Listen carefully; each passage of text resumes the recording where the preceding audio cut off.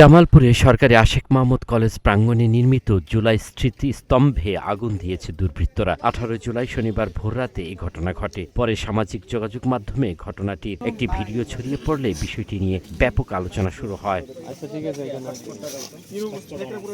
শনিবার দুপুরে আল সাদিক হৃদয় নামের একটি ফেসবুক আইডি থেকে প্রথমে ভিডিওটি ছাড়া হয়। প্রকাশিত ভিডিওতে দেখা যায় কয়েকজন ব্যক্তি একটি জ্বলন্ত কাপড় স্মৃতিস্তম্ভের দিকে নিক্ষেপ করছেন। এরপর সেখানে আগুন জ্বলতে দেখা যায়।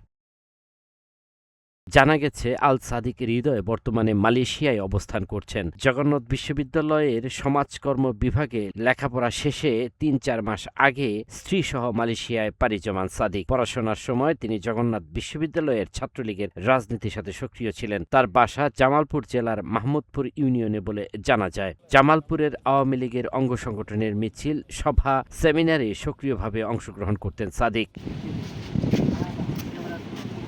সরেজমিনে গিয়ে দেখা যায় জুলাই স্মৃতিস্তম্ভের পাশে কিছু পোড়া কাপড় ও ছাই পড়ে রয়েছে। তবে স্মৃতিস্তম্ভের মূল কাঠামোর বড় ধরনের কোনো ক্ষয়ক্ষতির চিহ্ন দেখা যায়নি। ভিডিওটি ছড়িয়ে পড়ার পর ঘটনাস্থল পরিদর্শন করেন পুলিশ ও বিভিন্ন ছাত্র সংগঠনের নেতাকর্মীরা। এজন্য প্রশাসনের উদাসীনতাকে দায়ী করেন স্থানীয় নেতাকর্মীরা। আমরা ইতিমধ্যে দেখতে পাচ্ছি যে বাংলাদেশের প্রত্যেকটা জেলাতেই জুলাই স্মৃতিস্তম্ভে আওয়ামী লীগেরা আগুন দিচ্ছে। সে বিষয়ে আমরা কনসাল্ট ছিলাম এবং কি আমরা প্রতিনিয়ত আইন শৃঙ্খলা বাহিনীর সাথে যোগাযোগ স্থাপন করেছি এবং কি তাদেরকে বলেছি এই ধরনের ঘটনা ঘটতে পারে, আপনারা আওয়ামী লীগের বিরুদ্ধে যত তাড়াতাড়ি সম্ভব দৃশ্যমান কোনো পদক্ষেপ নেন। কিন্তু আমরা দেখতে পারলাম যে গতকাল আজ রাত ভোর রাতে আওয়ামী লীগের দোসররা বাইকে এসে আমাদের এই জুলাই স্তম্ভে আগুন দিয়েছে। অবশ্যই আমরা এই তীব্র নিন্দা এবং প্রতিবাদ জানাচ্ছি। জামালপুর জুলাই স্মৃতিস্তম্ভ, যা সরকারি আশেক মাহমুদ কলেজ প্রাঙ্গণে অবস্থিত, এই জুলাই স্মৃতিস্তম্ভে অগ্নিকাণ্ড করা হয়। আমরা ভোরবেলায় আল সাদিক হৃদয় নামে একটা পেজ থেকে সর্বপ্রথম এই পোস্টটা দেখতে পাই। এরপর আওয়ামী লীগের বিভিন্ন অঙ্গ সংগঠনের পেজগুলো থেকে এটা পোস্ট করা হয়। তো এই দিক থেকে আমরা ড্যাম শিওর যে আওয়ামী লীগ, যুবলীগ বা ছাত্রলীগের নেতাকর্মীরা এই কাজটা ঘটিয়েছে।